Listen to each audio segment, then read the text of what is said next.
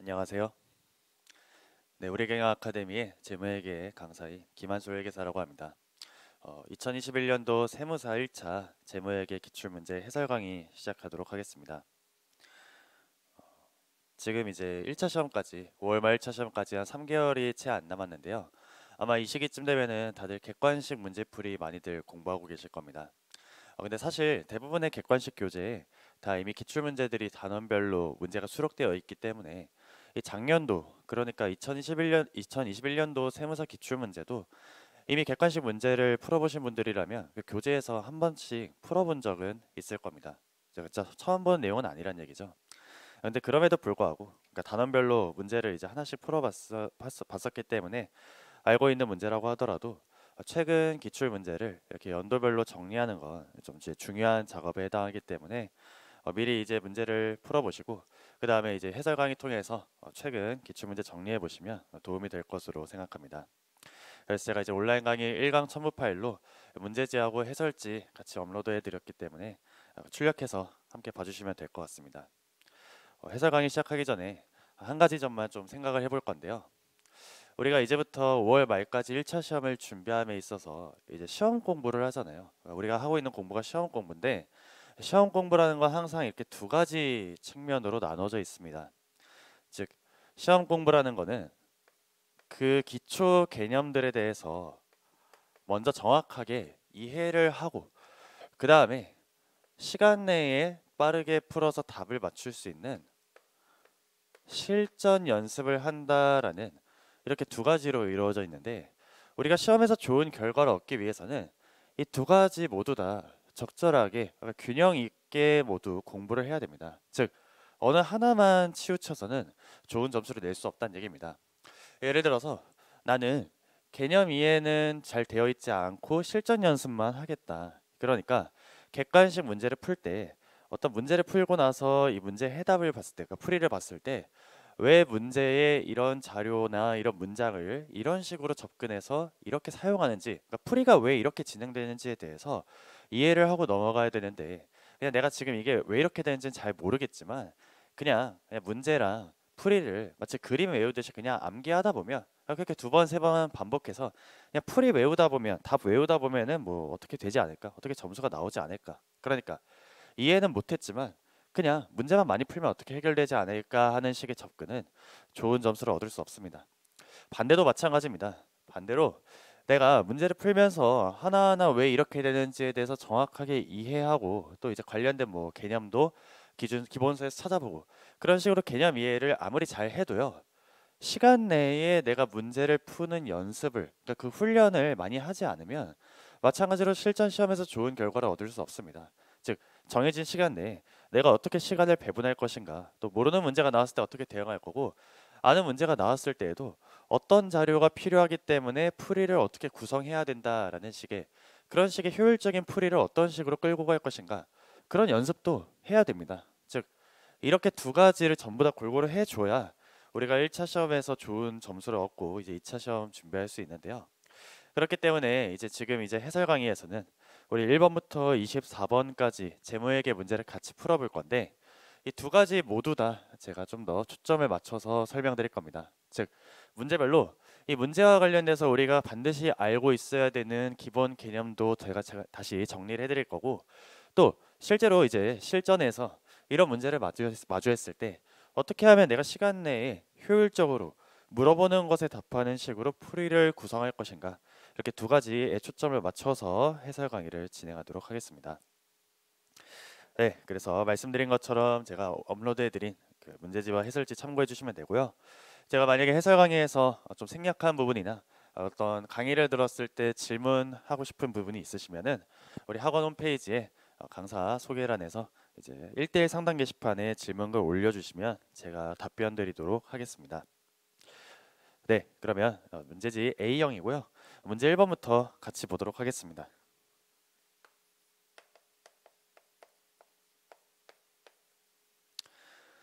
네, 문제 1번은 재고자산에 대한 말문제죠. 그래서 옳지 않은 것을 고르라고 되어 있는데 답은 3번입니다. 답은 3번인데요. 여기에 있는 이 1번부터 보기 1번부터 보기 5번까지는 어느 정도 다 알고 있어야 되는 기본적인 내용이기 때문에 이 보기에 대한 기초 개념 잠깐 정리하도록 하겠습니다. 먼저 보기 1번과 보기 3번이 재고자산의 취득원가에 대한 기본적인 개념에 대해서 설명하고 있는데요. 취득원가 또는 취득수수료라는 건 이런 거죠. 우리가 어떤 자산을 취득하기 위해서 어떤 부대 비용이 발생하게 돼요. 어떤 수수료 같은 게 발생하게 되는데 그런 수수료를 지출하지 않고서는 이 자산을 취득할 수가 없다. 취득한다라는 거를 조금 더 엄밀하게 정의하면 여기 여기 답안지에도 써 있는데 여기 문제지 1번 보기 1번 보시면 이 현재 장소의 현재 상태로 이르게 하는데 발생한 기타 원가 모두를 포함한다고 돼 있죠. 이렇게 경영진이 의도하는 방식으로 자산을 사용하기 위해서 필요한 장소나 상태에 이르게 하는 걸 회계에서는 취득이라고 합니다. 예를 들면 이런 걸 얘기하는 겁니다. 내가 재고자산이라는 자산을 취득하고 싶어요. 취득한다는 건 재고자산은 내가 판매하기 위한 목적이니까 물건을 사서 나중에 팔기 위해서 취득한다는 거죠. 근데 예를 들면 그 재고자산을 내가 수입해 온다라고 가정해 보겠습니다. 그러면 어떻게 해야 돼요? 팔려면 우리 회사에 갖다 놔야 되는데 수입해 와야 되니까 당연히 운반비, 운송비가 발생하게 되겠죠. 뭐 해상 운송비가 됐든 항공 운송비가 됐든 내려 운송비가 됐든 어쨌든 운반비가 필요하게 될 겁니다. 그럼 예를 들면 그런 운반비로 1,000원을 썼다. 그러면 우리 회계 처리가 취득할 때 수수료로 1,000원을 썼으니까 현금이라는 자산이 감소하게 되겠죠. 그러면 원래 이렇게 수수료로서 내가 1,000원을 사용했으면 그걸 이제 운반비라는 이런 비용으로 우리가 인식하게 됩니다. 그런데 이 취득원가라는 건 뭐냐면 이 비용이 무슨 성격이냐? 1,000원이라는 현금이 자산이 감소했기 때문에 비용이라고 인식한 건데 이 재고 자산을 내가 원하는 상태로 취득하기 위해서 반드시 필요한 지출이었다. 즉 운반비를 쓰지 않고서는 내가 이 자산을 취득할 수 없다. 원하는 대로 쓸 수 없다. 그러면 이걸 비용이 아니라 자산으로 인식하라라는 게 자산 취득원가에 대한 기본적인 개념인 거죠. 비슷한 예로 또 뭐가 있냐면 예를 들면 우리가 토지나 건물과 같은 유형자산을 취득할 때 취득세를 내야 돼요. 그러면 취득세라는 걸 1,000원만큼 냈을 때 그건 원래 비용이지만 세금은 원래 비용이지만 취득세라는 세금을 내지 않고서는 내가 이 소유권을 가질 수가 없는 거죠. 그러면 그 취득세도 마찬가지로 이 지출을 하지 않으면 자산을 취득할 수 없는 성격의 지출이기 때문에 비용이 아니라 자산 취득원가에 가산한다는 겁니다. 이게 이제 기본적인 모든 자산에 적용되는 취득수수료 또는 취득원가에 대한 개념이죠. 여기에 한 가지 예외가 있어요. 즉 예외라는 게 뭐냐면 모든 자산들, 그러니까 재고자산이든 유형자산이든 무형자산이든 이렇게 취득에 반드시 필요한 지출은 취득원가, 자산으로 인식하게 되는데 단 예외적으로 금융자산 중에서 FVPL 금융자산의 경우에는 취득수수료를 비용으로 인식하게 되죠. 왜냐면 어차피 비용으로 인식하나 자산으로 인식하나 당기손익에 미치는 효과가 똑같기 때문입니다. 그렇기 때문에 이 자산 FVPL 금융자산만 취득수수료를 비용으로 인식하고 다른 자산들은 취득에 반드시 필요한 지출은 우리가 취득원가로 인식한다라는 그런 식으로 정리를 해두시면 되겠습니다. 그래서 보기 1번은 이제 그런 원칙을 얘기하고 있는 거죠. 재고자산에 대해서 원칙을 얘기하고 있고 보기 3번을 보세요. 보기 3번 보시면 이제 보기 3번이 틀린 문장인데 후속 생산 단계에 투입하기 전에 보관이 필요한 경우 이외의 보관원가죠. 그러니까 예를 들면 우리가 어떤 원재료가 있다. 그럼 원재료라는 게 있는데 원재료는 그 상태로 판매하기 위해서 갖고 있는 게 아니라 생산 과정을 거쳐서 제품이 되면 그때 판매하는 거죠. 근데 어떤 원재료들은 그러면 제품이 되기 위해서 며칠 정도 보관을 해야 되고 그걸 보관하다 보니까 보관비가 발생했다. 그러면 그 보관비라는 건 원재료를 제품으로 만들어서 판매하기 위해서는 반드시 필요한 지출이니까 이런 것들은 보관비라는 비용이 아니라 자산으로 인식해야 돼요. 그런데 지금 3번의 문장은 뭐라고 써 있습니까? 그렇게 보관이 필요한 경우 이외의 보관원가, 그러니까 보관하지 않아도 판매할 수 있는 상태인데 그런데 보관해서 보관비가 발생했으면 이 보관비가 없었어도 우리는 판매할 수 있는 거였잖아요. 그러니까 상품 같은 걸 보관하고 있으면 여기에 해당하겠죠. 그런 건 취득원가에 포함하지 않는다는 겁니다. 그죠? 즉 이런 지출을 하지 않아도 우리가 이미 판매할 수 있다. 그러면은 그런 건 취득원가에 가산하지 않는다는 얘기죠. 자, 나머지 보기도 좀 보도록 할 건데요. 보기 2번을 보도록 하겠습니다. 보기 2번을 보면 이제 제품과 원재료에 대한 저가법에 대해서 설명하고 있죠.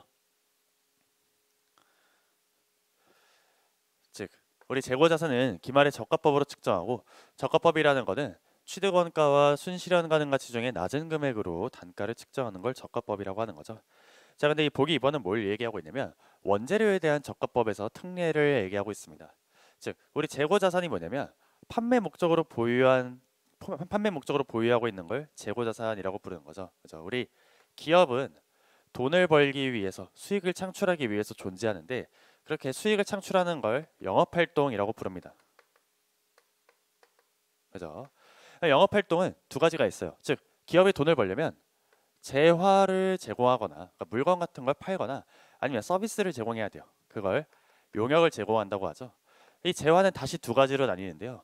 기업이 직접 제작하지 않았으면 그러니까 남이 만든 걸 사왔으면 상품이라고 부르고 기업이 직접 원재료부터 이렇게 제조 과정을 거쳐서 만들면 제품이라고 부릅니다. 그리고 우리 재무에게는요. 별도의 과정이 없으면 다 상품을 판매하는 상기업을 가정하게 됩니다. 이 제품에 대한 제조 과정에 대해서는 원가에게서 주로 공부하게 되는 거죠. 자, 그런데 지금 이 보기 2번은 이 제품을 판매하는 제조기업의 저가법에 대해서 얘기를 하고 있어요. 그러면 이 제품이라는 즉 제조 과정을 거치는 기업의 재고 자산을 다시 좀 더 나눠보면 이렇게 원재료, 제공품, 그리고 제품으로 나뉘게 됩니다. 그래서 보통 이런 식으로 분류하게 되고 원가에서 이런 분류를 많이들 보셨죠. 자, 그러면 이 원재료에 대해서 저가법을 적용할 때는 다음과 같은 점을 좀 유념하게 됩니다. 보세요. 몇 가지 좀 기억해야 될 부분들이 있는데 첫째로 원재료의 순실현 가능 가치는 원래 순실현 가능 가치라는 거는 예상하는 시장 판매 가격에서 예상하는 수수료를 차감한 금액으로 측정하는 건데 이게 원재료일 때는 그런 식으로 계산하지 않고 현행 대체 원가를 사용하게 되죠. 그죠? 현행 대체 원가는 말 그대로 지금 내가 이 원재료를 다시 사오면 얼마에 사와야 하는가를 의미하는 겁니다. 다른 것들은 이런 식으로 측정하지 않는데 원재료는 이런 식으로 측정한다라는 예외를 기억해야겠죠. 그리고 두 번째로 이 원재료에 대한 적합법을 우리가 적용할 때에는 항상 제품에 대해서 적합법을 적용하는지를 먼저 따지게 됩니다. 즉 원재료는 그 자체로 판매하는 게 목적이 아니라 제품으로 만들어서 판매하는 게 목적인 거죠. 그러면 예를 들어서 비록 원재료는 이제 순실현 가능 가치가 더 낮아서 원래는 평가 손실을 인식해야 하는 상황이라고 하더라도 만약에 제품이 그렇게 평가 손실을 인식하지 않는 상황이다. 그러면 원재료에 대해서도 우리가 저가법을 적용하지 않는다는 겁니다. 즉 원재료에 대해서 저가법을 인식하는 문제가 나왔을 때에는 항상 제품의 평가 손실을 먼저 검토해야 돼요. 먼저 확인하라는 얘기입니다. 그래서 제품에서도 평가 손실이 발생하는 경우면은 원재료도 저가법을 검토하는 거고 제품에서 평가 손실이 발생하지 않으면 원재료에 대해서는 우리가 저가법을 아예 적용을 안 하는 겁니다. 검토를 생략한다는 거죠. 그럼 실제로 계산 문제 풀 때 원재료에 대해서 평가 손실 같은 거 물어보게 되면 제품 먼저 확인하라는 얘기입니다. 기껏 계산 다 해놨는데 제품 봤더니 제품에서 평가 손실이 발생하지 않으면 그러면 원재료에 대해서는 애초에 저가법을 적용할 필요도 없는 거죠. 그죠? 이때 주의해야 되는 게 이런 제조기업의 재고 중에서 이렇게 제품의 평가 손실이 발생했을 때만 저가법 검토한다라는 건 어디까지나 원재료에 대해서만 적용하는 거지 제공품에 대해서는 그런 거 적용하지 않습니다. 물론 개념적으로는 제공품도 그 자체로 판매하는 게 목적이 아니라 제품으로 만들어서 판매하는 게 목적인 건 맞지만 기준서에서는 이런 규정에 대해서 원재료에 대해서만 규정하고 있기 때문에 제공품은 제품 평가 손실과 관계없이 그냥 별도로 원래 우리가 알고 있던 대로 적합법 검토한다라고 구분해서 기억해 놔야겠죠. 그래서 보기 2번 문장을 보시면 완성될 제품이 원가 이상으로 판매될 것으로 예상하는 경우라고 써 있으니까 이게 무슨 경우예요? 원가 이상으로 판매되는 경우니까 기말 현재 제품의 원가보다 순실현 가능 가치가 더 큰 경우를 얘기하는 거죠. 그러면 제품에 대해서 평가 손실 발생 안 하니까 두 번째 줄처럼 원재료나 기타 소모품도 감액하지 않는다. 그러니까 적합법 안 한다라는 얘기를 하고 있는 겁니다. 그죠?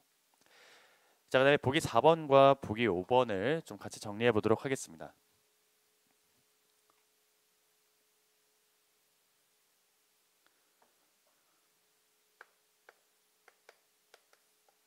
보기 4번과 보기 5번은 뭘 얘기하고 있냐면 재고 자산의 단위 원가 결정 방법을 얘기하고 있죠.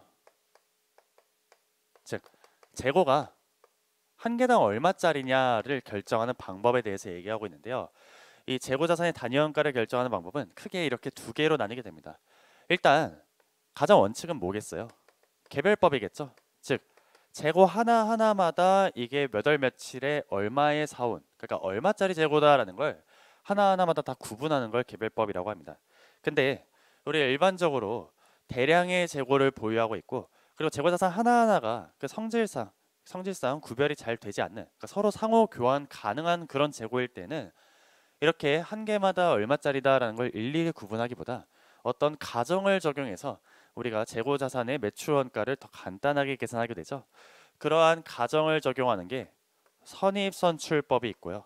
즉 먼저 구입한 재고를 먼저 판매했다라고 가정하든가, 아니면 평균법, 즉 골고루 판매했다. 그러니까 기초부터 기말까지 골고루 구입하고 골고루 판매했다라는 식으로 평균법을 적용하던가, 아니면 선입선출의 반대로 후입선출, 그러니까 나중에 구매한 재고를 먼저 판매했다라는 식으로 가정을 적용하는 방법도 있는데, 이 중에서 후입선출은 IFRS에서 인정하지 않으니까 선입선출과 평균법을 적용할 수 있는 거겠죠. 그죠? 자, 그럼 이제 보기 4번과 보기 5번이 여기에 대한 내용인데요. 먼저 보기 4번 먼저 보면, 자, 통상적으로 상호 교환 가능한 대량의 재고 자산 항목의 개별법을 적용하는 건 적절하지 않는다. 방금 제가 말씀드린 부분이죠. 그죠? 그래서 개별법은 주로 이 재고 하나하나가 구분이 되는, 그러니까 주문 제작하는 선박 같은 경우에 개별법을 적용하는 게 일반적입니다. 그죠? 그래서 그렇지 않은, 여기 지금 보기 4번에 있는 것처럼 상호 교환한 그런 재고 같은 경우에는 선입선출이나 평균 같은 가정을 적용하게 되는 거죠. 자, 우리 이제 보기 5번은 성격과 용도 면에서 유사한 재고는 동일한 단위원가 결정 방법을 적용한다라고 되어 있죠. 즉 재고 자산에 대해서 재고가 여러 종류일 때 어떤 거는 선입선출 적용하고 어떤 거는 평균법 적용하고, 이런 식으로 재고마다 단위원가 결정 방법을 선택할 때, 그때 재고 자산의 성격이나 용도가 유사하면 그러면 동일하게 선입선출 적용하고 동일하게 평균법 적용한다, 그런 식으로 선택할 수 있다는 얘기죠. 성격과 용도가 다르면 반대로 서로 다른 방법을 적용해야겠죠. 그죠? 네, 그래서 문제 1번은 이런 재고 자산에 대한 기본적인 말문제 이론적인 내용을 같이 살펴봤습니다. 자, 문제 2번 보도록 할게요.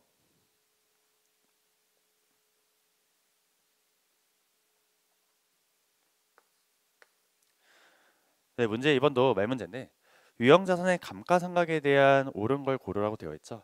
유형자산의 감가상각에 대해서는 이런 이론들은 굉장히 중요한 내용들이고 또 기초적인 내용들입니다. 근데 그럼에도 불구하고 우리가 보통 이제 감가상각은 계산 문제에서 많이 연습을 하기 때문에 이렇게 문장으로 제시가 되었을 때 옳고 그른 문장을 판단하는 걸 좀 이제 혼동하는 표현들도 있습니다. 그래서 이 보기를 보기 전에 이 유형자산의 감가상각에 대해서 우리가 좀 기본적으로 알고 있어야 되는 내용들을 좀 정리를 해볼 건데요. 자, 다음과 같이 크게 세 가지를 좀 정리를 해볼 겁니다. 자, 첫째로 감가상각은 언제부터 하는 거예요? 언제 시작해요? 이걸 이제 중요하게 알고 있어야 되는데, 단순히 몇 월 며칠 날 돈 주고 샀다라고 해서 그날부터 우리가 감가상각하는 게 아닙니다. 자산은요, 항상 자산은 그 자산을 사용 가능할 때부터, 유형자산은 장기간 동안 사용하는 걸 목적으로 하는 자산이죠. 그렇기 때문에 자산이 사용 가능할 때부터 감가상각을 시작하는 게 규정입니다. 그죠? 그러니까 문제에서 이 자산을 몇 월 며칠부터 사용 가능하다라고 제시가 되어 있으면 그날부터 감가상각을 하는 겁니다. 물론 이제 별도의 언급이 없으면 당연히 취득한 날, 그러니까 구입한 날에 사용 가능하다라고 하는 경우도 일반적이긴 하지만 원칙은 이렇게 사용 가능한 때부터 시작하는 거죠. 그죠?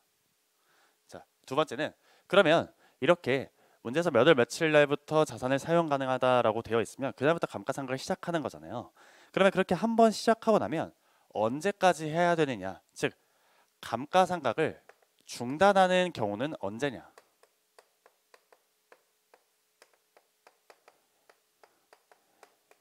이것도 정확히 기억하고 있어야 돼요. 언제 감가상각을 중단하게 되느냐, 세 가지 경우가 있는데 암기하고 있어야 됩니다. 자, 첫째로 당연히 자산을 제거하면 그러면 당연히 감가상각 중단하는 거죠. 그죠? 자산을 처분하면 그러면 자산이 없어졌으니까 더 이상 사용하지 않는 거죠. 그럼 당연히 감가상각을 안 하는 겁니다. 그죠? 자, 두 번째로 언제 감가상각을 안 하게 되냐? 이 감가상각이라는 건 우리가 유형자산에 대해서 하는 거죠. 물론 유형자산, 무형자산 둘 다 감가상각하는 거죠. 그러면 유형자산은 아까 말씀드린 것처럼 사용 목적으로 보유한다고 했습니다.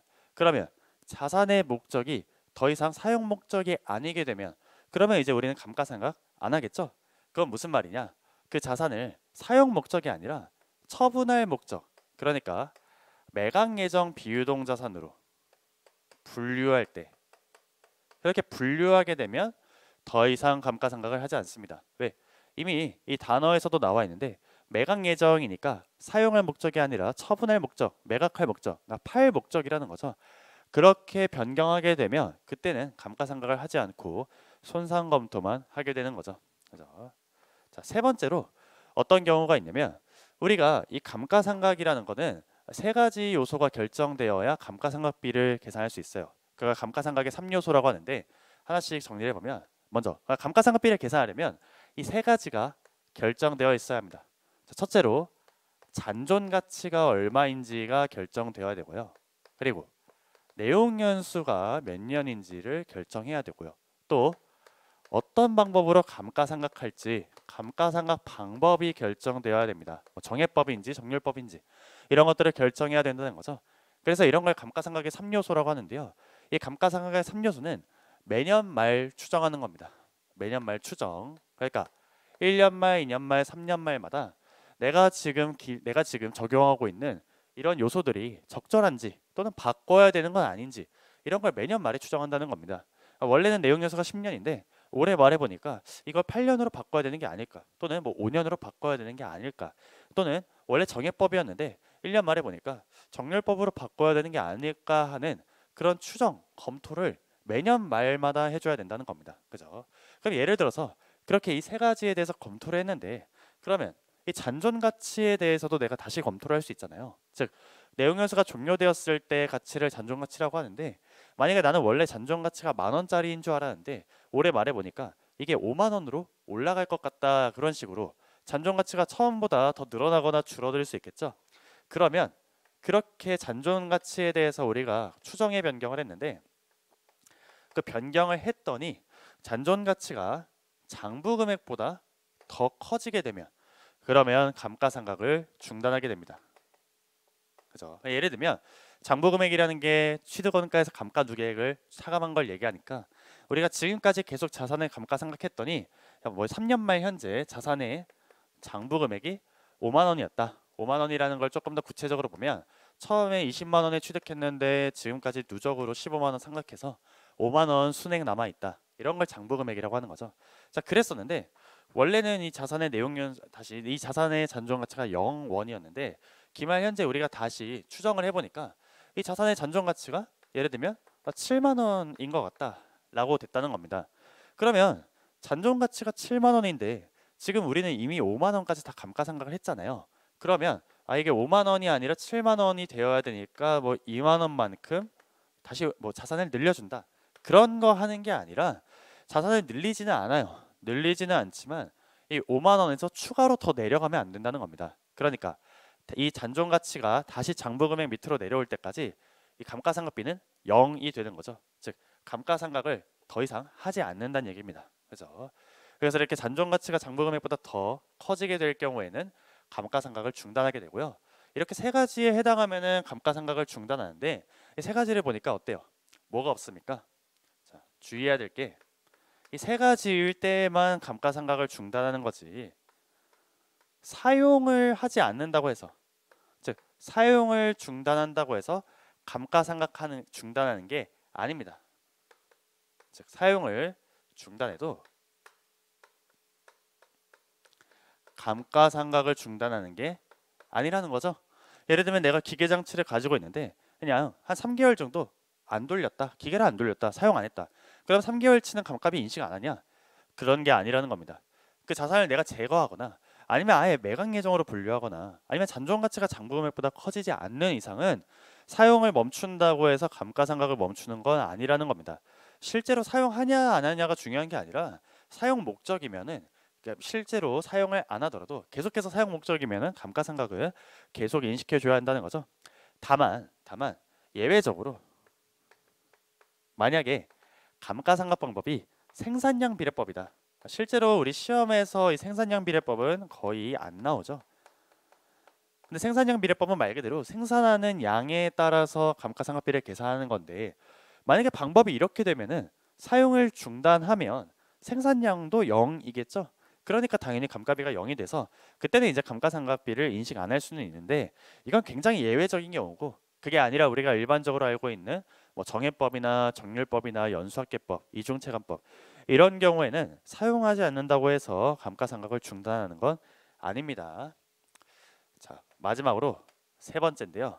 자, 예를 들어서 우리가 가지고 있던 유형자산을 처분했어요. 근데 그 처분했을 때 만약에 기중에 처분했다.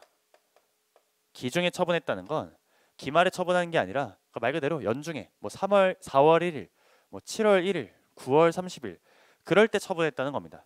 그러면 어떻게 해야 돼요? 자산을 제거했으니까 감가상각 중단해야겠죠? 근데 여기서 정확히 보면 자산을 제거하면 감가상각을 중단하라고 했었죠. 그럼 예를 들면 7월 1일 날 처분하면 7월 1일 날 제거한 거죠. 그럼 언제 중단해야 돼요? 7월 1일 날 중단해야겠죠? 7월 1일 날 중단한다는 거는 바꿔 말하면 그 전날인 6월 30일까지는 중단하면 안 된다는 얘기입니다. 무슨 말이냐면 자산을 기중에 처분하면 그 처분일까지 그때는 감가상각을 하고 그리고 처분해야 된다는 겁니다. 그죠? 그러니까 7월 1일 날 처분하면 6개월치 감가상각하고 처분하는 거고요. 4월 1일에 처분하면 3개월치 감가상각하고 처분하는 거지 기초금액 그대로 처분하는 게 아니라는 겁니다. 그래서 계산 문제 풀 때 이 점을 반드시 기억을 하셔야 되는데, 이렇게 자산을 기중에 제거했을 때, 자산부채를 기중에 제거했을 때 그 처분일까지 손익을 인식해야 되는 게 세 가지가 있습니다. 세 가지 반드시 암기해야겠죠. 뭐가 있냐면 이자 수익, 그리고 이자 비용, 그리고 감가상각비. 이렇게 세 가지는 그 자산을 기준 처분했을 때 그날까지 반드시 손익을 인식해야 돼요. 예를 들면 내가 7월 1일 날 내가 발행한 사채를 상환했다. 그러면 6개월치 이자 비용 인식하고 상환하는 회계 처리를 해야 된다는 겁니다. 그렇죠? 이런 것들은 다 우리가 암기하고 문제 풀 때 이런 것들이 머릿속에 있어서 바로바로 옳고 그른 문장을 판단할 수 있어야겠죠. 자, 그럼 문제 이번에 보기 1번부터 다시 보면요. 감가상각이 완전히 이루어지기 전이라도 자, 유형자산이 운휴 중이거나 적극적인 사용 상태가 아니라면 이라고 되어 있는데, 이 표현이 사용하지 않는다는 얘기죠. 그러면 상각 방법과 관계없이 중단해야 된다고 했는데 틀렸죠? 이렇게 사용하지 않을 때 감가상각을 중단하는 건 상각 방법이 생산량 비례법일 때에만 그런 거지, 정해법이나 정률법 같은 일반적인 방법일 때는 중단하지 않죠. 자, 보기 2번. 잔존가치와 내용 연수는 매 3년이나 5년마다 재검토. 아니죠? 매년 말 추정에 대해서 다시 검토하는 겁니다. 자, 3번. 유형자산 전체 원가에 비교해서 해당 원가가 유의적이지 않은 부분은 별도로 분리하여 상각할 수 없다. 아니죠? 유의적이지 않아도, 유의적이라는 표현은 회계에서 중요하다는 얘기입니다. 그러니까 중요하지 않아도 별도로 분리해서 상각할 수 있어요.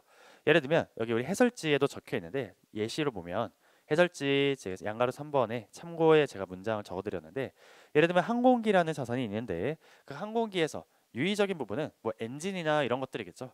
근데 예를 들면 의자 같은 거는 그렇게 유의적이지 않죠. 그러니까 중요하지 않은데 그런 것들도 별도로 구분해서 따로따로 감가상각하는 걸 선택할 수는 있다는 겁니다. 그죠? 그러니까 이렇게 할 수 없다라고 단정지어서 문장을 쓰면 틀린 표현이 되겠죠. 자, 보기 5번 먼저 보면 유형자산의 공정가치가 장부금액을 초과하면 감가상각액을 인식할 수 없다고 되어 있는데 틀렸죠? 공정가치가 장부금액을 초과하는 게 아니라 잔존가치가 장부금액을 초과하면 중단하는 겁니다. 자, 보기 4번이 옳은 문장인데요. 보기 4번 보면 이 감가상각 방법에서 수익에 기초한 감가상각 방법은 적절하지 않다라고 되어 있는데, 자, 유형자산의 경우에는 그 유형자산에서 창출되는 수익에 기초한 방법은 적용할 수 없습니다. 근데 이거랑 비교해서 좀 기억해 두시면 좋은 게, 무형자산은 수익에 기초한 상각 방법도 선택할 수 있어요. 물론 그때도 여러 가지 요건이 요구되기는 하지만 무형자산은 그게 가능은 하다. 하지만 유형자산은 애초에 불가능하다. 수익에 기초한 방법은 선택할 수 없고 우리가 알고 있는 정해법, 정률법, 이중체감법 이런 방법 중에 하나를 선택해야 한다는 거죠. 네, 그래서 유형자산 감가상각에 대한 말문제와 기초 개념을 같이 확인해 봤습니다. 자, 문제 3번 보도록 하겠습니다. 여기서부터는 계산 문제죠.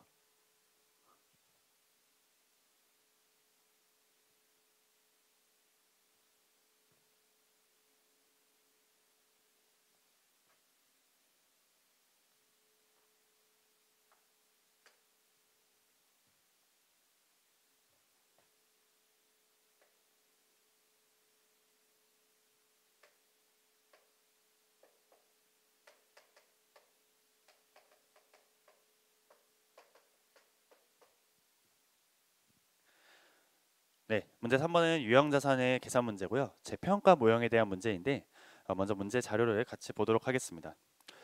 세무는 2001년 초에 본사 사옥으로 사용할 목적으로 건물을 취득했는데요. 취득원가 100만 원에 잔존가치 20만 원, 내용연수 5년의 정해법입니다.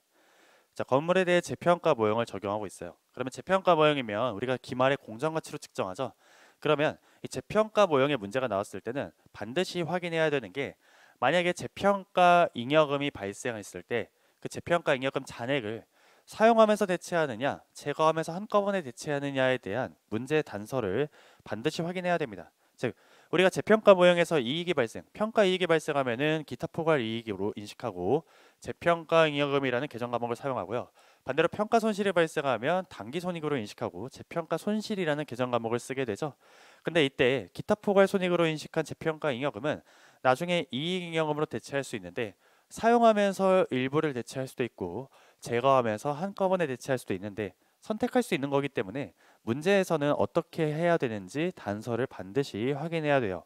근데 여기는 문제 마지막 줄에 보니까 재평가 잉여금을 이익 잉여금으로 대체하지 않는다. 그러니까 사용하면서 대체하지 않는다라는 얘기를 하고 있는 거죠. 이런 걸 반드시 검토해야 된다는 겁니다. 참고로 지금 이 문제에서는 뭘 물어봤냐면 동 건물과 관련된 회계 처리가 2002년도 당기 순이익에 미치는 영향을 물어봤죠. 즉 2002년도에 발생한 수익 비용 중에서 당기 손익에 관련된 금액을 계산해 보라는 얘기잖아요. 그러면 이런 문제를 풀 때는요. 뭘 할 필요가 없다는 거예요.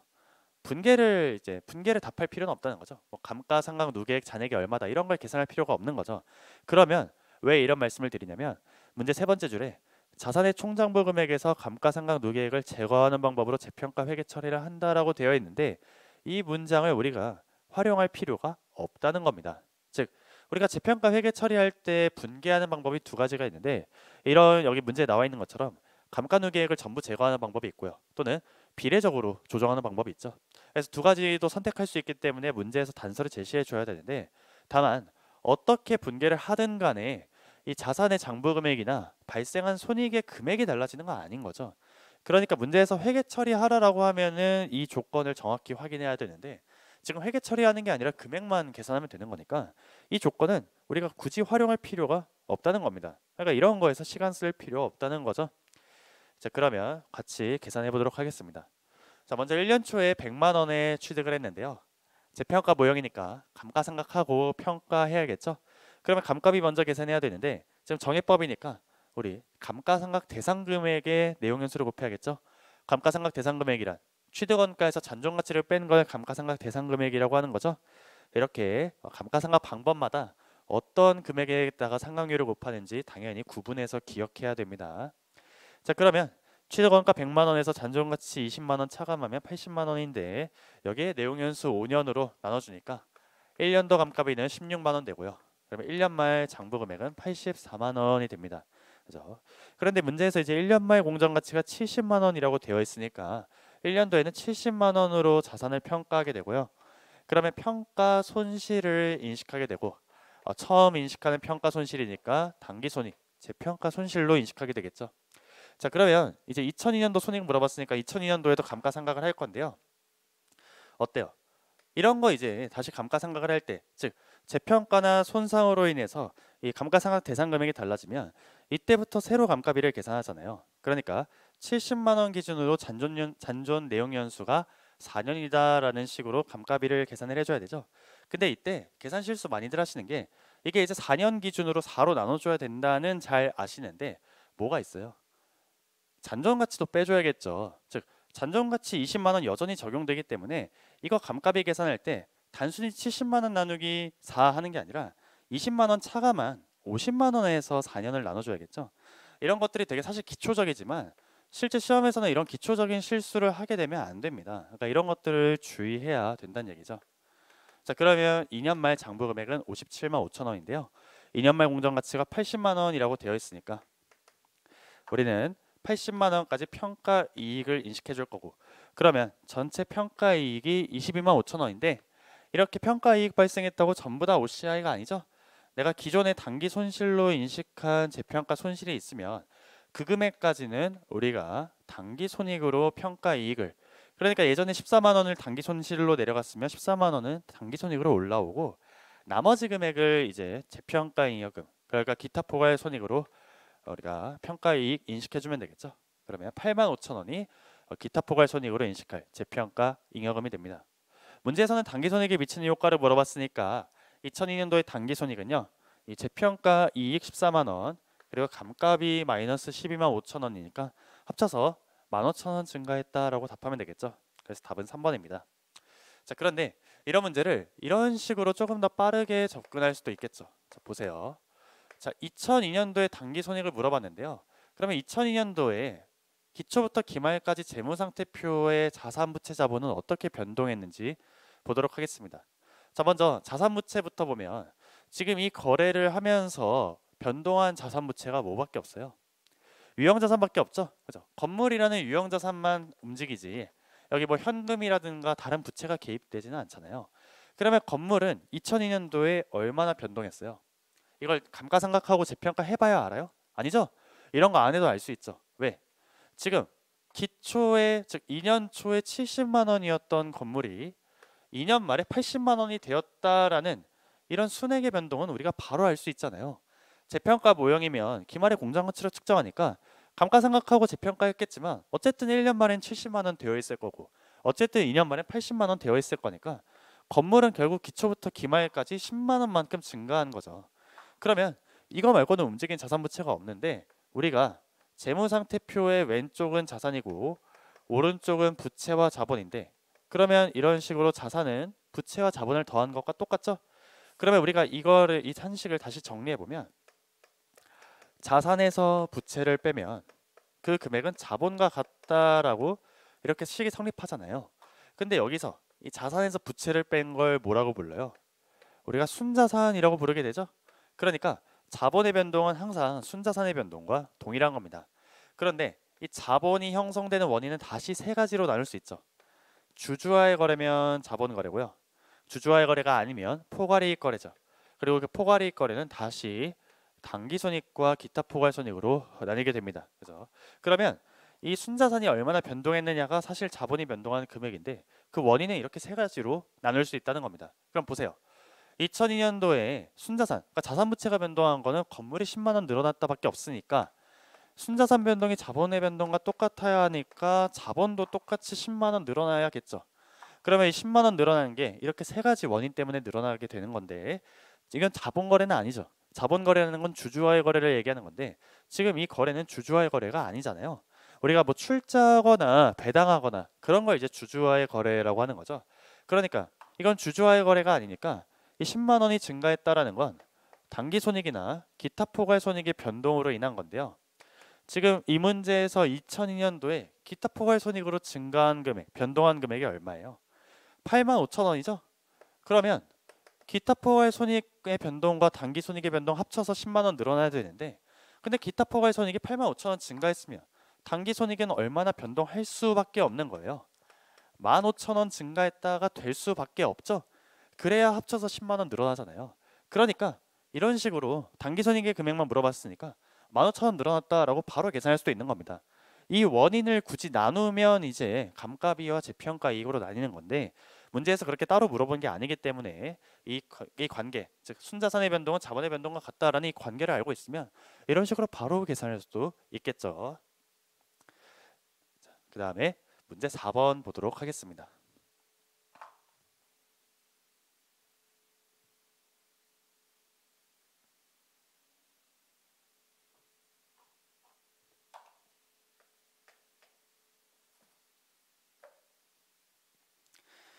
네, 문제 4번은 이제 자본화 차입원가에 대한 문제인 거죠. 자본화 차입원가라는 게 차입금에서 발생한 이자 비용을 자본화, 그러니까 자산으로 바꿔주는 걸 얘기하는 겁니다.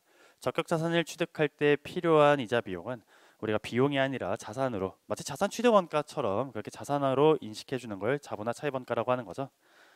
자, 문제 4번을 볼 건데 제일 먼저 뭘 물어봤냐면 맨 밑에 세 줄 보시면 세무가 2001년도에 자본할 차입원가를 물어봤고요. 그러면 우리는 이런 차입원가 금액, 즉 자본할 금액을 계산할 때 항상 차입금을 두 가지로 나누죠. 특정 차입금과 일반 차입금으로 나누게 되고 그 각각에 대해서 계산하는 논리가 서로 다르게 됩니다. 그래서 먼저 특정 차입금에서 자본화 차입원가 할 금액 먼저 계산해 볼 건데요. 자료를 첫 번째 줄부터 다시 읽어보면 자, 7월 1일, 2001년 7월 1일에 건물 신축을 시작해서 2002년 말에 공사를 완료했어요. 우리는 2001년도에 차입원가를 계산해야 되니까 1년도에는 7월 1일부터 12월 31일까지 6개월이 자본화 기간이었다라는 걸 알 수 있죠. 그래서 이제 공사비 지출 내역도 제시가 되어 있고요. 이 부분은 조금 있다가 일반 차입금 계산할 때 다시 보겠습니다. 자, 여기 표 중간에 주 세무의 차입금 내역에 대해서 먼저 볼 건데요. 차입금이 지금 세 가지가 있습니다. 근데 이제 특정 차입금이 그 중에 7월 1일 날 차입한 50만 원이 있죠. 그러면 이 특정 차입금 50만 원에 대해서는 매년 8%의 이자가 발생하게 될 건데 지금 차입한 기간이 7월 1일부터 12월 31일까지 6개월이니까 여기서 발생한 이자 비용은 이렇게 12분의 6을 고려해 줘야겠죠. 자, 그런데 이 차입금 표 위에 보시면 특정 차입금 중 20만 원은 7월 1일부터 9월 30일까지 3개월간 10%의 수익률을 제공하는 금융상품에 투자해서 일시적 운용 수익을 획득하였다. 즉, 이 중에 일부는 우리가 은행에 넣어서 이자 수익이 발생했다라는 겁니다. 이런 걸 일시 운용 수익이라고 부르고요. 그런 일시 운용 수익이 있으면 이 이자 비용에서 차감해서 순 이자 비용을 우리가 자본에 해줘야 되는 거죠. 그러면 그걸 계산하는 방식은 다음과 같이 하면 되겠죠. 자, 20만 원을 예금해서 1년에 10% 이자를 주는 곳에 넣어놨는데 1년 내내 넣어둔 게 아니라 3개월만 7월 1일부터 9월 30일까지 3개월만 넣었으니까 이만큼 이자 수익이 발생하게 되겠죠. 그러면 여기까지 차감한 후에 순이자 비용을 계산해 보면 15,000원이라고 계산됩니다. 그러면 이제 특정 차입금에서 발생한 이 15,000원이라는 이자 비용은 우리가 자본화하는 거죠. 자, 그 다음에 일반 차입금에 대한 계산을 해볼 건데요. 일반 차입금은 간접적으로 자본화 차입원가를 계산하죠. 간접적이라는 건 이 지출액은 연평균 지출액 기준으로 계산하게 되고요. 이자율도 평균 이자율인 자본화 이자율 위주로 계산하게 됩니다. 자, 그러면 먼저 연평균 지출액부터 볼 건데 문제 세 번째 줄. 자, 영업지점 건물 신축 관련한 공사비 지출 내역이 아래와 같다라고 되어 있고 보니까 2001년도에 3번 공사비 지출이 있었는데 그 중에 10월 1일 날 지출한 금액 중에 24만 원은 정부로부터 보조금을 수령했다라고 돼 있죠. 그러면 이렇게 정부로부터 보조금 수령한 거는 단순히 공사비를 그만큼 줄여주기만 하면 되는 겁니다. 그러니까 10월 1일 날 내가 지출한 금액은 96만 원인데 그 중에 24만 원이 정부에서 보조한 금액이라면 나는 실제로는 72만 원 지출했다. 그런 식으로 계산에 반영해 주면 된다는 거죠. 자, 그러면 우리는 연평균으로 지출액을 계산해야 되니까 연평균으로 월할 계산을 해주도록 하겠습니다. 자, 먼저 7월 1일 날 30만 원 지출했는데 7월 1일이니까 6개월치 월할 계산해 주고요. 그 다음에 10월 1일 날 우리가 96만 원 지출했지만 24만 원의 보조금은 차감해 줘야 된다고 했었죠. 그러면 순액으로는 72만 원을 지출한 거고 10월 1일 날 공사비 지출했으니까 3개월치에 해당하게 됩니다.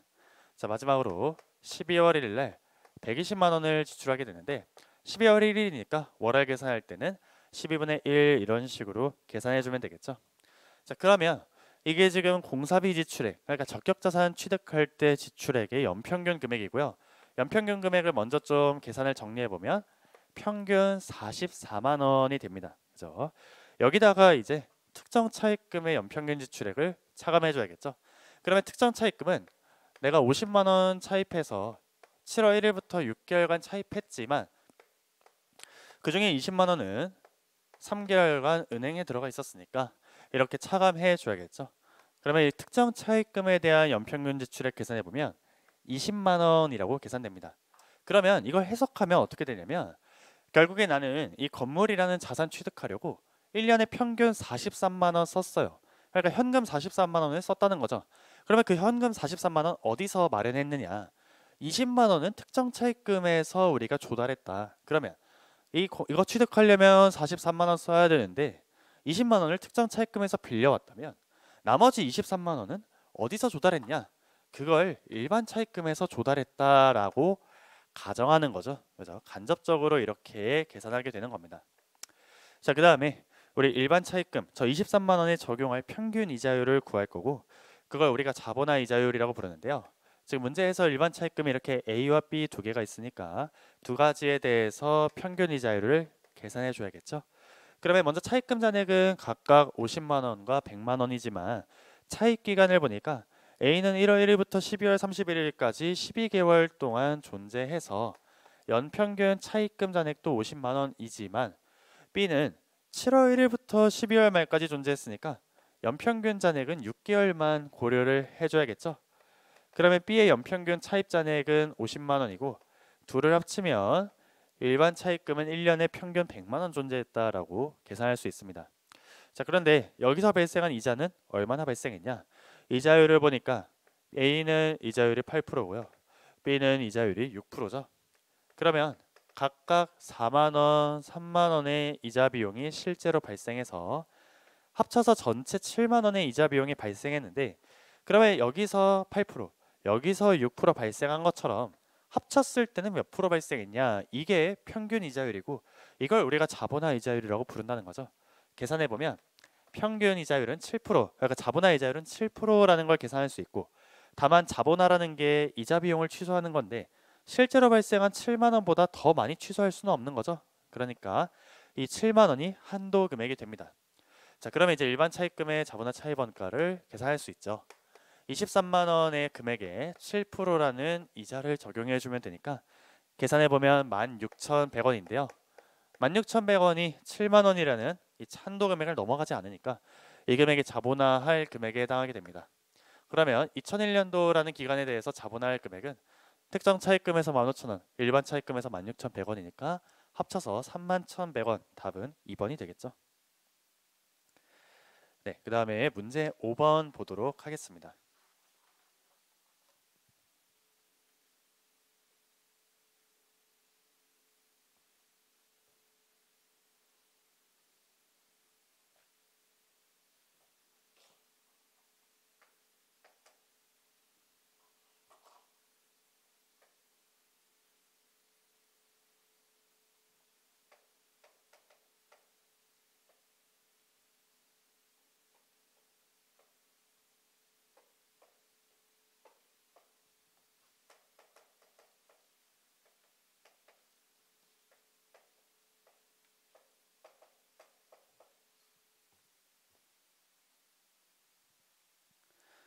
네, 문제 5번은 유형자산의 계산 문제인데 문제를 읽어보시면 복구충당부채가 존재할 때 유형자산 계산 문제죠. 즉 우리가 유형자산을 취득했는데 내용연수를 종료했을 때 원상복구에 위한 지출이 예상되면 그 지출액의 현재 가치만큼 복구충당부채로 인식하고 그 복구충당부채만큼 자산의 취득원가에 가산하는 거죠. 자, 문제 자료를 먼저 읽어보면 첫 번째 줄 세무는 2001년 7월 1일 관리부서에서 사용할 설비를 100만 원에 취득했는데요. 동설비는 복구 의무가 있고 내용연수 종료 후에 원상복구를 위해 지출할 복구 비용은 30만 원으로 추정됩니다. 그러니까 다 사용하고 나면 원상복구 위해서 돈을 써서 공사를 해야 되는데 그게 30만 원 나갈 것 같다라고 예상하는 거죠. 세무는 동설비에 대해서 원가모형 적용하고 연수학계법으로 감가상각하게 되는데요.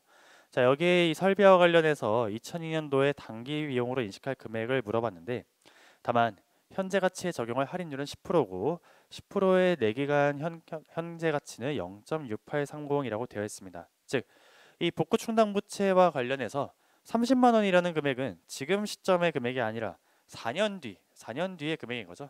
그러니까 그 4년 뒤에 30만 원을 현재 시점의 금액이 얼마인지로 계산하려면 이렇게 할인해 줘야 되는데 그걸 이제 10% 기준으로 할인하라는 겁니다. 그러면 현가계수 0.6830을 곱해주면 되겠죠. 그러면 우리가 유형자산과 복구충당부채에 대해서 회계 처리를 해야 되는데 복구충당부채의 금액은 이 30만 원에다가 현가 개수를 곱하면 계산할 수 있다는 거죠. 계산해 보면 204900이라고 계산할 수 있고요. 여기에 적용할 할인율이 지금 10%니까 매년 10%의 이자가 발생하는 그런 부채가 됩니다. 또 이 부채만큼 우리 자산의 취득원가에 가산해 줘야 되니까 유형자산, 그 설비의 취득원가는 단순히 100만 원이 아니라 100만 원에다가 이 복구 충당 부채의 금액까지 가감한 금액이 되겠죠. 그러면 이제 이 유형자산은 4년의 내용연수에 따라서 연수학계법으로 생각을 해줘야 됩니다. 자, 그런데요, 이 문제는 이제 계산할 때 주의할 점이 있는데 지금 보면 최초 취득이 언제예요? 7월 1일이죠. 기중에 취득을 했죠. 근데 문제에서는 2002년도 단기 비용으로 인식할 금액이니까 2002년, 2년 초부터 2년 말까지에 발생한 비용이 얼마냐 물어보고 있습니다. 즉 유형자산에서 감가비 발생하고 복구 충당부채에서 이자 비용 발생하니까 이 두 가지가 합해서 얼마냐를 물어보고 있는 거죠. 그러면 이렇게 기중에 취득했을 때에는 어느 단위로 우리가 비용을 계산해야 되느냐를 정확히 계산할 줄 알아야 되는데요. 자, 먼저 유형자산 같은 경우에 감가비를 계산할 때에는 만약에 이게 정액법이었으면은 그냥 처음에만 6개월치 계산하고 그 다음부터 그냥 12개월치 계산하는 간편법을 써도 됩니다. 하지만 연수학계법이면 그렇게 할 수 없다는 거죠. 즉 연수학계법은 상각률을 어떻게 계산해요? 상각률을 전체 내용연수를 더한 걸 분모로 하고 내용연수의 역순을 분자로 하잖아요. 예를 들면 지금 내용연수가 4년이면 분모는 1부터 4까지 더한 12 분모고 내용연수는 역순으로, 그러니까 처음에는 10분의 4, 그 다음에는 10분의 3, 그 다음에 10분의 2 이런 식으로 이제 내용연수를 적용해서 상각률을 계산하는 거죠.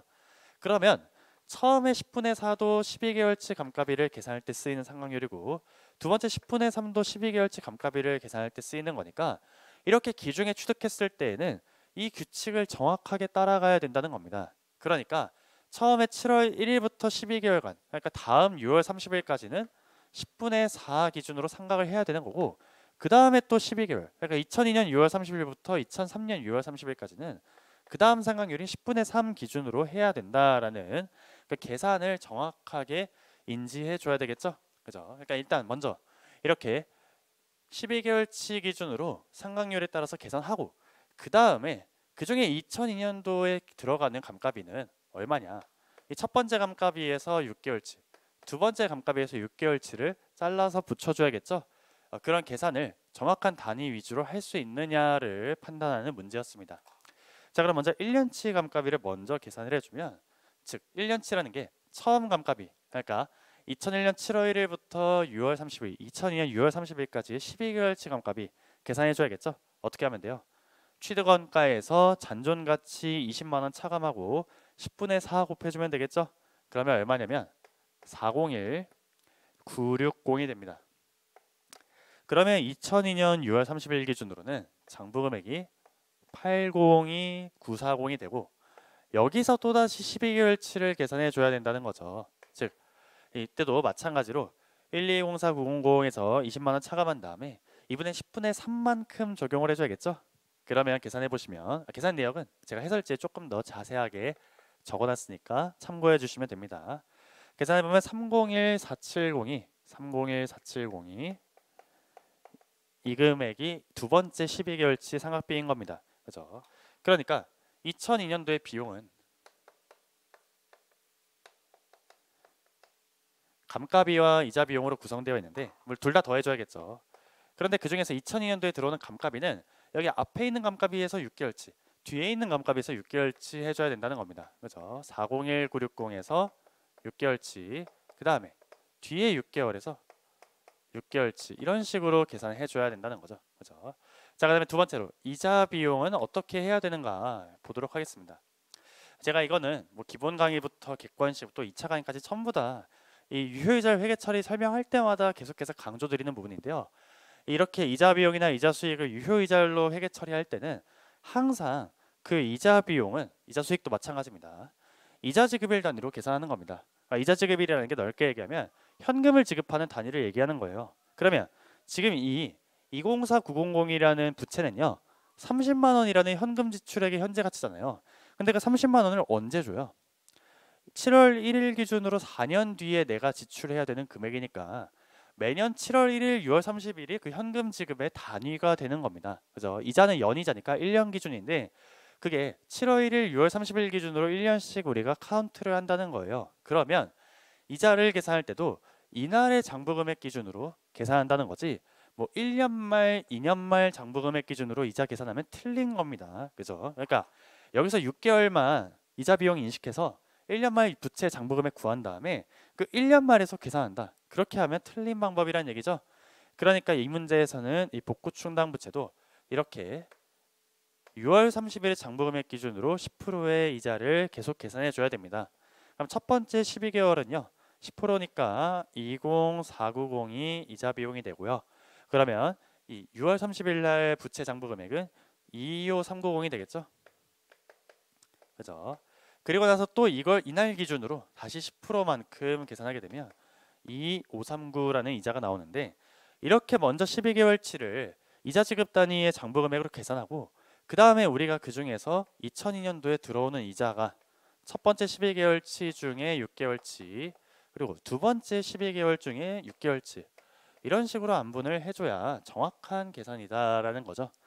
이 문제는 사실 계산 자체가 어렵지는 않지만 이 기간에 대해서 정확하게 어느 날짜 기준으로 계산을 해야 되는지 그걸 판단할 수 있느냐를 물어보는 문제였습니다.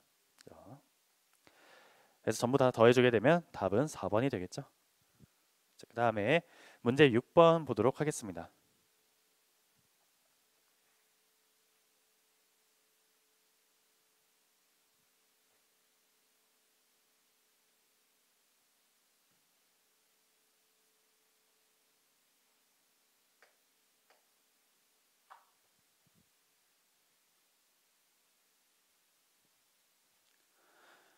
네, 문제 6번은요. 이제 금융자산의 양도와 관련된 문제인데 자, 문제 6번은 상당히 지엽적인 문제입니다. 1차 시험뿐만 아니라 2차 시험에서도 굉장히 지엽적인 주제고요. 2차 시험에 유예생 정도 되어야 가져갈까 말까 한 주제입니다. 그러면 이런 주제는 무슨 말이냐면 시험에서 우리가 당락에 영향을 미치지 않는 주제라는 겁니다. 그 무슨 말이냐? 내가 지금 1차 시험에 공부하고 있는데 뭐 초시생일 수도 있고 재시생 이상일 수도 있겠죠. 그러면 뭐 객관식까지만 공부하신 분들도 있고 연습서까지 공부하신 분들도 있을 겁니다. 자, 그런데 이런 주제를 공부하려면 연습서 중에서도 굉장히 구석에 있는 주제까지 공부를 해야 되는데 그러면 내가 연습서를 공부 안 한 사람이면 이런 걸 못 푸니까 1차 시험에서 합격하기 어렵냐? 객관식만으로는 힘든 거냐? 전혀 아닌 거죠.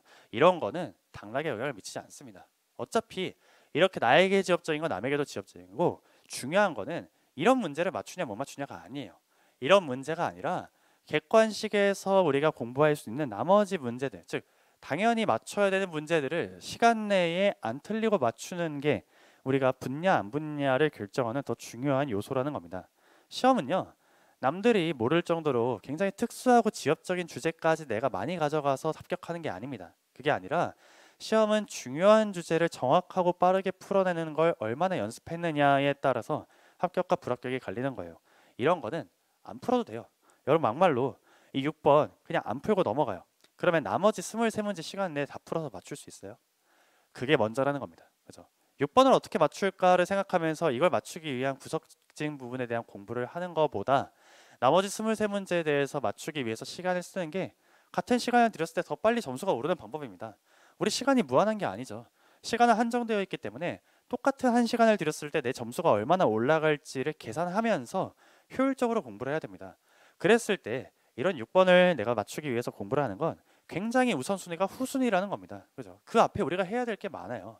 훨씬 더 중요한 주제들에 대해서 공부 다 해야 되고 중급회계에 대해서 해야 되고 또 그게 아니더라도 다른 과목 뭐 원가나 재정학이나 선택법 같은 것들도 중요 부분에 대해서 중요 문제들에 대해서 내가 시간 내에 맞출 수 있도록 연습을 해야겠죠. 그런 게 다 돼서 내가 할 게 없다. 그러면 이제 6번 같은 거 공부하시면 되는데 그게 아니잖아요. 그러면은 먼저 중요한 거 먼저 공부하셔야 되는 겁니다. 그죠? 자, 그런 실제 시험에서 시간 배분에 대한 부분은 제가 조금 있다가 다시 말씀을 드리겠습니다. 6번 문제 설명을 드릴 건데 이 부분에 대해서 나는 공부 안 한 1차생이다. 전혀 무방합니다. 이거 몰라도 붙는데 전혀 지장 없어요. 이런 걸 틀려서가 아니라 아까 전에 5번 같은 문제를 내가 풀어서 맞추는 거를 연습을 하셔야 되는 겁니다. 그죠? 자, 일단 먼저 설명은 드릴 건데요. 이건 뭐냐면 이 금융자산 양도와 관련된 겁니다. 즉 정확히는 금융자산을 제거할 때 양도할 때 제거하는 요건에 대한 문제인데 해설지 내용을 좀 위주로 설명을 드리면 제가 올려드린 해설지의 3페이지를 보시면 되겠죠.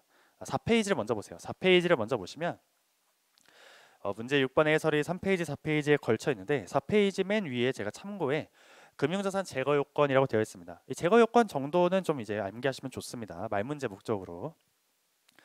즉 금융자산은 언제 제거하냐? 두 가지 경우인데 1번 보면 계약상 권리가 소멸한 경우에 제거한다. 즉 매출 채권을 회수하는 식으로 권리가 소멸하면 제거하는 거죠. 예를 들면 매출 채권이 뭐예요? 재고를 외상으로 팔고 받을 돈이 있으면 그 받을 돈 받을 권리를 채권이라고 하는 거죠. 그죠? 그러면 돈 받을 권리, 예를 들면 10,000원의 매출 채권은 10,000원이라는 현금을 받을 권리니까 언제 없어져요? 실제로 10,000원이라는 현금을 받으면 그 권리는 끝나는 거죠. 그러면 매출 채권을 제거하라는 건데 이건 당연하죠. 그래서 실제로는 이제 2번의 경우를 좀 암기를 해야 되는데 양도할 때 양도한다는 게 그렇게 권리가 소멸하기 전에 남에게 넘겼다는 얘기죠. 근데 양도할 때 그때는 양도했다고 해서 그러니까 법적으로 소유권이 이전됐다고 해서 회계해서 제거하는 게 아니라 이 밑에 있는 제거 요건을 추가로 만족해야 된다는 겁니다. 그게 두 가지가 있는데 양가로 1번에 이 금융자산 소유에 따른 위험과 보상을 대부분 이전하면 그러면 금융자산을 제거하게 돼요. 즉 금융자산을 보유함에 따라서 좋은 것과 나쁜 것이 있을 텐데 그걸 위험과 보상이라고 표현하는 거죠. 그걸 다 양수인에게 이전하면 제거하는데 자 지금 이 문제는 양가로 2번의 상황입니다. 만약에 그 소유에 따른 위험과 보상을 대부분 보유하지도 않고 이전하지도 않으면 그러면 이제 어떻게 하느냐에 대한 내용입니다. 굉장히 지엽적인 내용인 거죠. 자, 그러면 이 문제 6번의 상황을 같이 보면서 이 문제를 어떤 식으로 원래 풀어야 되는지를 볼게요. 자, 문제 6번 읽어보시면 자, 세무는 2001년 초에 금융회사인 대한에게 장부금액 50만 원의 매출 채권을 양도하였다라고 되어 있습니다. 즉, 지금 우리는 세무라는 회사에 대한 회계 처리를 볼 건데 대한이라는 회사에게 매출 채권을 양도했어요. 그죠? 우리는 매출 채권이라는 가치가 있는 자산을 넘겼으니까 당연히 돈 받고 대가를 받고 넘겼겠죠. 그걸 이제 얼마 받았는지 좀 이따 보야겠죠. 자, 그런데 세무는 동 매출 채권의 위험과 보상을 대부분 이전하지도 않고 보유하지도 않으며 대안에 양도받은 동 매출 채권을 제3자에게 매도할 수 있는 능력이 없다.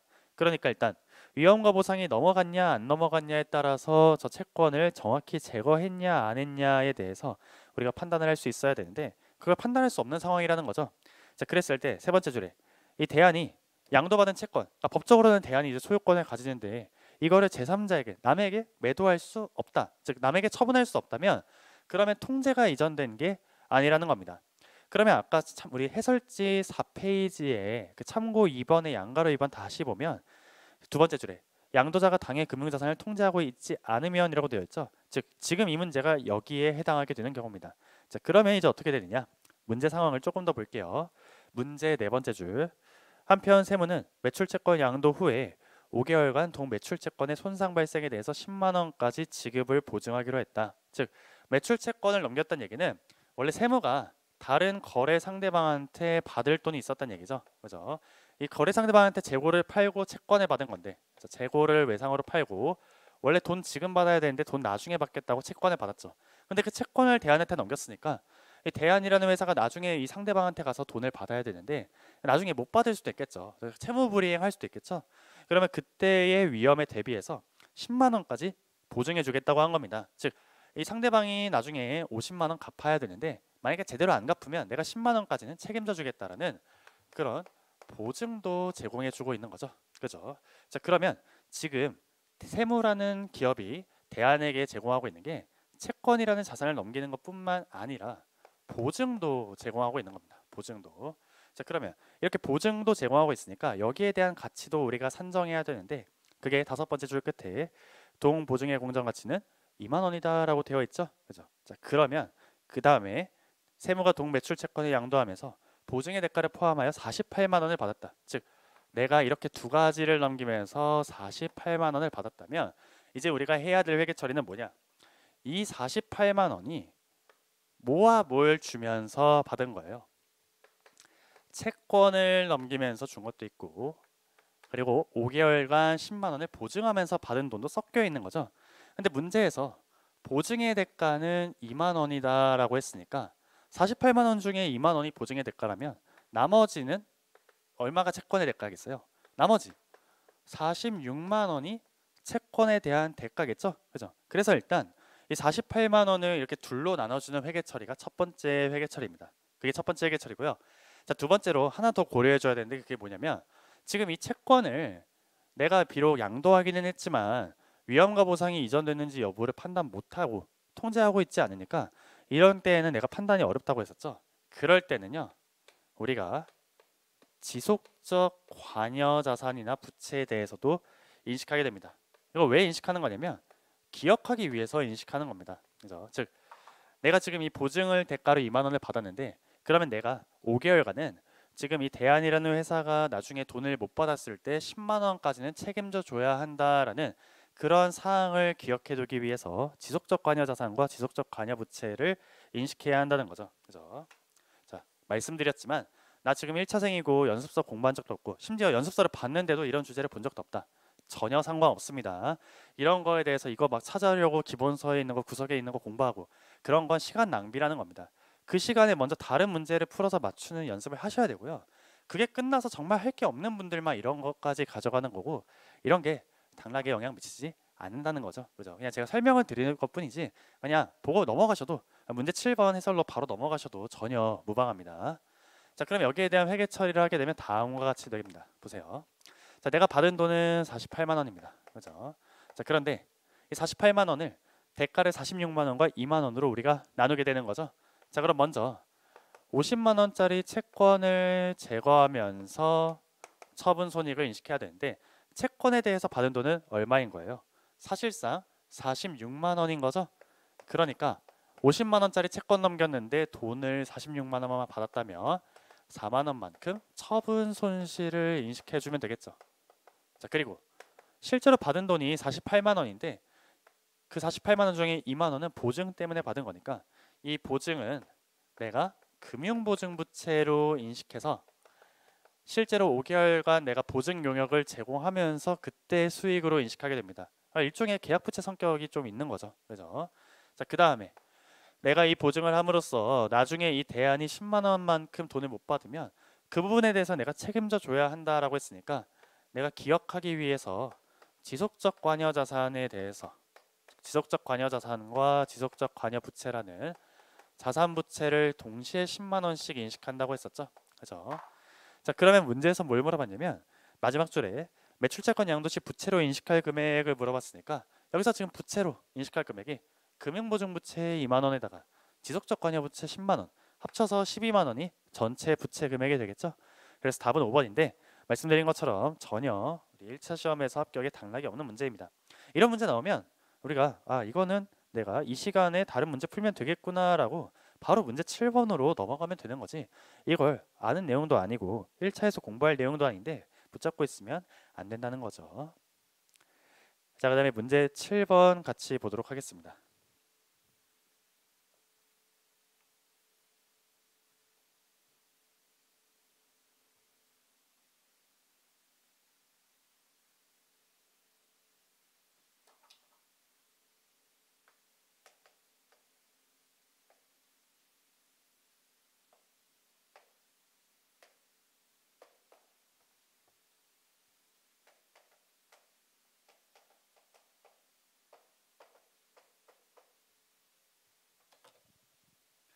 네, 문제 7번은 유형자산 문제인데 유형자산의 손상 문제입니다. 근데 이 문제는 몇 가지 금액들을 역산해서 추론해야 되는 문제인 거죠. 자, 같이 볼게요.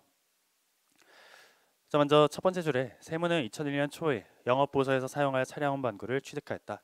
내용연수 5년에 잔존가치 10만 원의 정액법 상각입니다. 자, 근데 여기 보면 1년 초에 얼마에 취득하였다라는 자료는 안 나와 있죠. 계속 읽어보면 동 차량 운반구의 1년 말 장부 금액은 56만 원이고 차량 운반구 관련해서 1년도 포괄손익계산서에 인식할 비용은 감가비 12만 원과 손상차손 2만 원이라고 되어 있습니다. 그러니까 1년 초에 내가 지금 얼마에 취득했는지는 안 줬지만 감가상각하고 나서 손상까지 인식했더니 그랬더니 1년 말 현재 장부 금액이 56만 원이더라라는 거를 준 거죠. 그럼 우리가 사실 역산을 해볼 수가 있죠. 즉 우리 1년 말에 감가상각을 먼저 했을 거고, 그죠? 자산에 대해서 감가상각 먼저 하고 그 다음에 이제 손상차손을 인식했을 텐데 그렇게 했더니 각각 비용이 손상차손은 2만 원이고 감가비는 12만 원 이런 식으로 계산됐으니까 그대로 역산만 해주면 1년 말에 손상을 인식하기 전에는 58만 원이었던 거고 감가상각을 하기 전에는 70만 원이었으니까 최초의 취득 금액이 70만 원이구나라는 걸 유추할 수 있는 거죠. 그리고 문제 맨 마지막 줄에 보면 원가 모형을 적용한다고 되어 있으니까 이렇게 뭐 재평가 같은 건 고려할 필요가 없습니다. 자, 다시 문제 네 번째 줄 보시면 세무가 2002년도 포괄손익계산서에 동차량원반구와 관련하여 손상차손과 감가상각비로 총 13만 원을 인식했다면 2년 말 동차량원반구의 회수가능가액은 얼마인가라고 되어 있죠. 즉 2002년도에 지금 손상차손과 감가비를 합쳐서 13만 원 인식했을 때 회수가능가액이 얼마인지 마찬가지로 유추하라고 되어 있습니다. 그러면 볼게요. 자, 지금 먼저 처음에 취득했을 때 내용 연수가 5년이었는데 그러면 1년 말에 남아있는 내용 연수는 4년이겠죠. 그죠? 그리고 지금 보게 되면 정해법으로 생각하게 되고 잔존가치가 10만 원이니까 2002년도에 생각할 때에도 잔존가치 10만 원 차감해서 46만 원을 4년에 나눠서 생각해 줘야겠죠? 그러면 감가비가 11만 5천 원이라고 계산이 됩니다. 그러면 2년 말 장부 금액은 44만 5천 원이 되는데 근데 아까 감가비랑 손상차손 합해서 13만 원 인식했다고 했으니까 감가비가 11만 5천 원인데 합쳐서 13만 원 인식하려면 손상으로 15,000원을 인식했다라는 거를 우리가 역산할 수 있겠죠.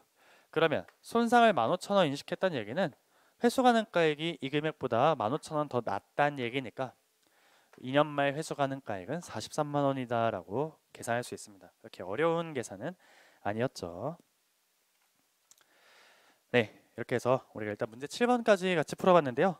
자, 잠시 뒤에 문제 8번부터 다시 보도록 하겠습니다.